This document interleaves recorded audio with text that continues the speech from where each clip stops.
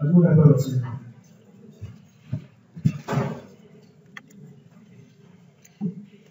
Merci, Dr Amos.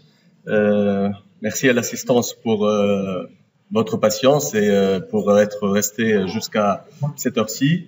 Je tiens tout d'abord à remercier nos amis du bureau de l'AMLPS, à leur tête notre ami le docteur Lassad Sabeh. Je remercie aussi les laboratoires Ipsen d'avoir pour avoir sponsorisé cette séance et pour parler du cancer de la prostate, comme dans la suite d'idées de Dr Silah Habib, de D jusqu'à P, c'est-à-dire du diagnostic jusqu'à la prise en charge. Voilà. Donc, tout d'abord, bien sûr, nous n'avons aucun conflit d'intérêt avec Ipsen qui ont sponsorisé cette présentation, que ce soit moi ou docteur Amin Mseddi. Et je vous invite à rester jusqu'à la fin parce que il y aura un quiz à la fin pour ceux qui sont en train de sortir. Il y aura un quiz avec des cadeaux à la fin. Voilà. Donc, je commence par une petite introduction. C'est le cancer le plus fréquent de l'homme de plus de 60 ans. Il est établi que c'est un cancer hormonodépendant et il est caractérisé par une grande latence clinique. À un stade un peu tardif, il devient quand même très lymphophile et très ostéophile et il accélère la mortalité. Grâce au dépistage, et nous allons insister sur le dépistage et le rôle du médecin de famille dans ce dépistage qui est basé essentiellement sur le couple touché rectal PSA, grâce à cela, donc le diagnostic est de plus en plus fait à un stade précoce, curable, et donc d'où les formes localisées sont plus fréquentes. Autrefois, dans les 30 dernières années, c'était les formes découvertes à un stade métastatique, à un stade non curable, donc ce qui nécessitait avant un traitement palliatif basé sur l'hormonothérapie essentiellement, donc la molécule, le décapeptyle proposé par Ipsen. La certitude diagnostique reste anatomopathologique. Cependant, ce dépistage, il a été la source de surdiagnostic. Pourquoi surdiagnostic? Parce qu'il y a des formes qu'on appelle des formes latentes, des formes infracliniques de cancer de la prostate, des formes vraiment microscopiques qui n'auraient pas évolué pour leur propre compte si on les aurait pas traitées, des formes infracliniques. Donc ça, c'est le surdiagnostic, d'où il y a un surtraitement, donc avec tous les effets indésirables de ce traitement-là, sur tous les plans. Donc, il faut avoir une réflexion à différents niveaux. Tout d'abord, au niveau du médecin généraliste, est-ce qu'il faut ou pas prescrire le dosage du PSA? Et puis, au niveau de l'urologue, est-ce qu'il faut ou pas réaliser une biopsie une fois le dépistage serait positif? Et enfin, faut-il instaurer un traitement? Et ça, c'est pris maintenant depuis plusieurs années dans le cadre d'une concertation pluridisciplinaire. Nous avons l'habitude à l'hôpital de faire ces réunions tous les 15 jours. Dans tous les cas, il faut informer le patient de façon claire, objective et de qualité. Ça doit être fourni au patient. Il doit consentir et participer à la prise en charge. Quelques notions d'épidémiologie rapidement. C'est une maladie associée avec l'âge. C'est le premier cancer de l'homme supérieur à 50 ans dans les pays occidentaux. C'est la deuxième cause de mortalité par cancer, vu la fréquence. Donc, lorsqu'on parle de mortalité, donc c'est un véritable problème de santé publique. L'incidence est en croissante augmentation, avec surtout l'augmentation de l'espérance de vie et l'amélioration des moyens de dépistage ces 20 dernières années. En Tunisie, quand même, on a une incidence un peu moindre par rapport aux pays occidentaux. L'âge et le stade du diagnostic ont changé ces dernières années. Avant, on découvrait le cancer de la prostate à un âge beaucoup plus avancé, avec des PSA plus importants, et d'où nous avions des stades plus métastatiques que localisés. Maintenant, depuis 2003, les chiffres ont certainement encore évolué dans le sens que l'âge au diagnostic devient de plus en plus précoce et que le stade devient de plus en plus localisé et curable. Donc l'incidence en Tunisie, on se situe à 10 par 100 000 habitants, beaucoup moins qu'aux États-Unis. Il y a des facteurs, nous allons voir tout à l'heure, ethniques et raciaux. voilà, dans le monde, c'est à peu près 76 par 100 000 habitants. Donc, les facteurs favorisants, c'est essentiellement, comme on dit, l'âge. Donc, on voit au début, voilà, c'est à partir de la cinquantaine qu'il y a un pic qui reste stable dans le temps. Il y a 20% à peu près de formes familiales. Donc la race, il y a de véritables variations ethno-géographiques. Par exemple, aux États-Unis, c'est surtout les Américains d'origine africaine ou antillaise qui ont la plus grande incidence. Il est établi depuis les années 40 donc que c'est un cancer androgénodépendant qui dépend de la testostérone et plutôt de la DHT qui est le métabolite de la testostérone, d'où le rôle des analogues LHRH essentiellement le décapeptyle dans le traitement de ces cancers avancés. Il y a le rôle aussi de l'alimentation et l'environnement. Les cancers sont essentiellement dans la zone périphérique. C'est un adénocarcinome dans la majorité des cas. Je donne ces rappels, c'est important pour la suite. Et donc il y a un score essentiellement que vous connaissez bien, le score de Gleason, qui établit le pronostic. L'extension au début elle est locale sur la capsule, puisque c'est la zone périphérique qui est touchée. Le cancer de la prostate est symptomatique sur le plan urinaire à un stade tardif lorsque le cancer va donc envahir l'urètre, contrairement à l'hypertrophie bénigne de la prostate qui est développée essentiellement dans la zone périurétrale. Et puis il y a l'extension régionale dans les vésicules séminales, le col, le trigone avec envahissement des méas urétéraux, responsables d'urétérohydronéphrose, d'insuffisance rénale. Il y a l'atteinte rectale et enfin la paroi pelvienne. Et puis l'extension lymphatique, c'est un cancer lymphophile, c'est un cancer, comme on a dit, ostéophile, essentiellement dans le squelette axial, ce qui peut être responsable de douleurs, voire de fractures. C'est très important à savoir par le médecin de famille, toutes ces complications-là. Les autres localisations sont beaucoup moins importantes. Le diagnostic positif, donc comme on l'a dit, il repose sur 3 éléments. Le toucher rectal qui évoque le diagnostic, le dosage du PSA qui va affiner le diagnostic, et enfin c'est la certitude qui va être faite par la biopsie et l'examen anatomopathologique. Donc les circonstances de découverte du cancer de la prostate, maintenant de plus en plus, c'est lors du dépistage du cancer de la prostate, qui permet donc de découvrir le cancer à un stade précoce, localisé, asymptomatique, avant l'apparition des symptômes urinaires. Ça, c'est très important à savoir. Donc, c'est pas que lorsque le patient consulte avec des symptômes urinaires qu'on pense au cancer de la prostate. Il faut penser au dépistage dès l'âge de la cinquantaine, même en l'absence de symptômes du bas appareil urinaire. Nous allons voir tout à l'heure les modalités de ce cancer.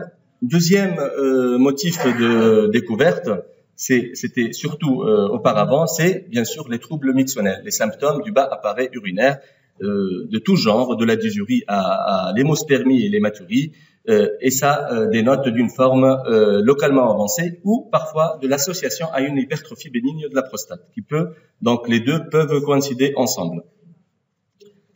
On peut avoir aussi des signes extra-urinaires relatifs à l'extension locorégionale ou à l'extension à distance, comme des douleurs osseuses, des fractures, des œdèmes, des thrombophlébites, des signes neurologiques et l'altération d'état général. Et enfin, la découverte peut être fortuite sur un toucher rectal fait de façon systématique pour une autre anomalie, ou bien lors d'une résection de la prostate. Là, on peut tomber sur du cancer dans la pièce anatomopathologique. Le dépistage. Donc, nous allons parler du dépistage et je vais commencer, puisque c'est à la mode maintenant, par ce procès de médecin, cette expertise. Donc, je vais dire rapidement, c'est un patient qui, suite à des coliques néphrétiques, le spécialiste note dans son compte rendu la présence de signes fonctionnels urinaires nocturnes. Ça, c'est en 2002. Donc, il n'a pas fait de dépistage. En 2007, devant des douleurs osseuses, coccygiennes et la persistance de troubles urinaires, donc le médecin fait un dosage de PSA qui s'avère être supérieur à 29. Donc, il a fait des biopsies, il a fait un bilan d'extension. C'était un cancer de la prostate métastatique. Donc, les conclusions des médecins experts, voilà. Donc, le docteur Gobo disposait en 2002 de beaucoup de moyens pour avancer. Par exemple, l'interrogatoire, le toucher rectal, le PSA et la demande d'une consultation urologique. Il n'a rien fait de cela. Dans le cas de notre patient, ceci aurait été très probablement permis de diagnostiquer la néoplasie à un stade localisé en 2002. Vu le pronostic de la lésion diagnostiquée actuellement en 2007, l'absence de diagnostic à une période antérieure constitue bien pour nous une perte de chance. Il a été condamné en référé il y a 2 ans à verser 15 000 € de provision aux patients.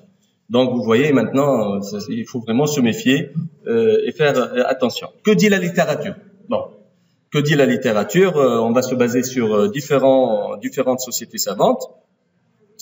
Donc l'objectif tout d'abord de ce dépistage du cancer de la prostate est de permettre, comme on a dit, je répète, un diagnostic précoce pour augmenter la proportion des cancers localisés, mais en même temps, il faut éviter les surdiagnostics, les surtraitements et ainsi un coût élevé.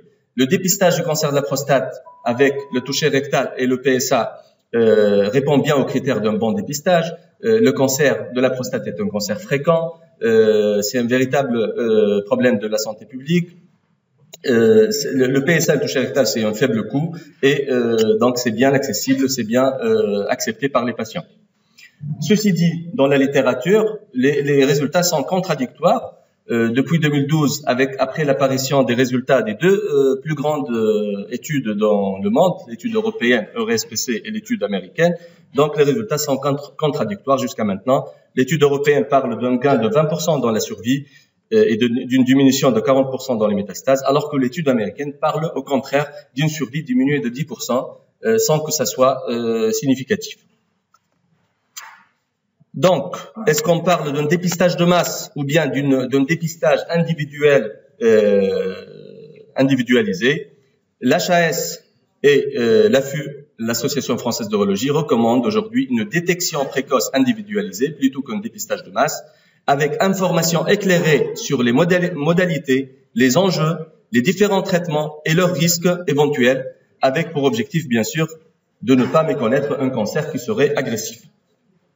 Il est basé sur le couple toucher rectal PSA. Il est recommandé, retenez bien qu'il est recommandé, donc ce dépistage individuel chez les hommes entre 50 et 75 ans, avec une espérance de vie supérieure à 10 ans, avec absence de polypathologie. C'est pas la peine d'aller chercher un cancer de la prostate chez un patient qui va mourir dans les 5 ans. Parce qu'il peut mourir avec son cancer et pas de son cancer. Donc, on avance un peu l'âge à 45 ans chez les personnes à risque, notamment les personnes d'origine américaine ou africaine. Le rôle du médecin généraliste ou le médecin de famille, c'est un acteur central dans la prise en charge du dépistage individuel. En France, en 2010, 88% des dosages PSA étaient faits par le médecin généraliste. Je dis ça, mais il ne faut pas tomber dans l'excès et demander du PSA à tout venant. D'accord? Donc, il faut vraiment bien spécifier cette population entre 50 et 75 ans en dehors de polypathologie. Donc, il faut bien informer le patient et lui demander s'il veut participer à ce dépistage. C'est pas un dépistage de masse. Donc, et pour cela, on peut s'aider il y a beaucoup de brochures par l'Institut national du cancer, le Collège de médecine générale qu'on peut retrouver sur Internet et télécharger. Il y a des données qu'on peut donner à nos patients. Les modalités, donc le toucher rectal normal, il n'éliminerait pas le cancer. On peut trouver un nodule localisé, on peut trouver une induration un peu plus grande et enfin on peut trouver un blindage pelvien qui dénoterait d'un cancer extra-prostatique. Le PSA, cette fameuse glycoprotéine sécrétée par la prostate, donc qui est présente généralement à des taux très faibles dans le sang, qui devrait pas dépasser les 4 nanogrammes par millilitre. Le PSA c'est l'antigène spécifique de la prostate. C'est pas spécifique de cancer, c'est spécifique de la prostate, que ce soit hypertrophie bénigne de la prostate ou cancer. Elle peut augmenter en plus du cancer en cas d'adénome, de prostatite, de manœuvre endo-urétrale, de biopsie prostatique, même en cas de rétention aiguë d'urine. Dans ces différents cas, il faut pas hésiter à refaire le PSA quelques semaines après, en moyenne 3 à 4 semaines après. Et il peut retomber et éviter une biopsie qui ne serait pas nécessaire. Comment raisonner? Donc, en cas de toucher rectal pathologique, là, même avec un PSA normal, il faut faire la biopsie prostatique. Lorsque le toucher rectal est normal, même s'il est normal, il faut faire le PSA. Si le PSA est inférieur à 4, avec un toucher rectal normal, là, il faut continuer la surveillance. Si le PSA est supérieur à 4, il faut faire des biopsies positives.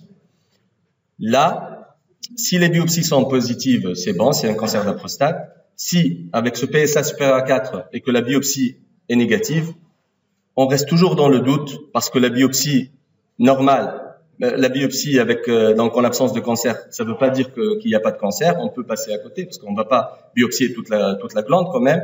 Donc là, la place du PSA libre sur total, lorsqu'il est bas, parce que le PSA libre est plus important dans l'hypertrophie bénigne de la prostate. Donc lorsque le rapport est bas, c'est plus en faveur de cancer. Lorsque le rapport est important, supérieur à 20%, c'est plus hypertrophie bénigne de la prostate. Voilà. Donc voilà, ce PSA libre sur total inférieur à 15-20%, il faut refaire la biopsie parce qu'il y a une forte chance de tomber sur du cancer. Et si supérieur à 15-20%, il faut continuer la surveillance. Là, c'est une thèse. Bon, je vais passer rapidement. C'est une thèse de médecine générale. Bon, ça va rester comme ça. Bon, c'est une thèse, il me reste 5 minutes. C'est une thèse de médecine générale faite à Montpellier qui dit que les conclusions, les médecins généralistes sont majoritairement d'accord avec donc le dépistage. La majorité, c'est comme chez nous, la majorité fait des PSA et beaucoup moins de toucher rectal.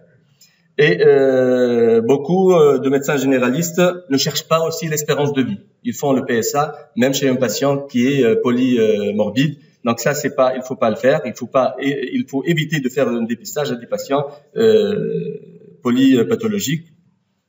Il faut aussi du PSA libre en première intention. Ça aussi, c'est de la perte d'argent. Le PSA libre sur total, il faut le faire qu'en deuxième intention si la biopsie est négative. Voilà, donc bon, je vais assez rapidement. L'interrogatoire, c'est pour chercher un peu tout ce qu'on a dit, les symptômes. Déterminer l'espérance de vie, toujours. Déterminer l'espérance de vie. Donc, toucher rectal est systématique. Faire l'examen à la recherche du signe d'extension. La biopsie prostatique, c'est l'examen clé du diagnostic. C'est le moyen de confirmation de l'adénocarcinome de la prostate. C'est fait par voie transrectale éco-guidée. Donc, ça se fait en ambulatoire après une préparation rectale avec antibioprophylaxie. C'est généralement bien toléré sans anesthésie ou parfois avec une petite anesthésie locale. Il faut faire attention au traitement anticoagulant. Donc, on prend une douzaine de carottes pour faire une cartographie de toute la prostate. Les complications à connaître par le médecin généraliste, c'est essentiellement des rectoragies, une hématurie ou une hémospermie sans lendemain, c'est-à-dire ça a disparu au bout de 24-48 heures avec des boissons abondantes. On leur dit faites attention, ne vous inquiétez que si il y a de la fièvre, ça veut dire qu'il y a une infection et généralement c'est une infection résistante au quinolone puisqu'on donne des quinolones dans l'antibioprophylaxie, ou bien lorsqu'il y a carrément une rétention aiguë d'urine qui dénote de phénomènes inflammatoires. Là, il faut aller drainer. Donc voilà, j'ai bientôt fini. Donc le bilan d'extension, une fois le diagnostic positif est fait, donc il précise le stade évolutif du cancer et ainsi l'indication thérapeutique adaptée que va détailler après mon ami Mohamed Amin. Donc l'extension loco-régionale est basée sur le toucher rectal, mais aussi le taux de PSA qui donne une idée sur le stade. Pour des PSA de faible dose, donc c'est plutôt intraprostatique, plus le PSA est augmenté, plus il y a un risque de métastase. L'IRM est très important dans l'extension loco-régionale. Les données de biopsie aussi, le score de Gleason. Après, il y a l'extension ganglionnaire avec l'IRM, le scanner, mais aussi avec le curage ganglionnaire. L'extension métastatique, essentiellement, c'est la scintigraphie osseuse et le scanner thoraco-abdominopelvien. Tout cela pour aboutir à cette classification TNM, bon, que tout urologue doit bien connaître, et qui va donc bien sûr orienter la prise en charge thérapeutique. Je conclus donc que c'est un cancer malin fréquent, le cancer de la prostate. Il y a quelques années, il était reconnu à un stade plutôt localement avancé au palliatif. Maintenant, grâce au dépistage, c'est plutôt à un stade localisé, grâce à l'apport donc du dosage du PSA, aux méthodes modernes d'imagerie, notamment l'IRM, et à la meilleure formation des médecins, comme ce que nous sommes en train de faire aujourd'hui, et l'information des patients. Je vous remercie.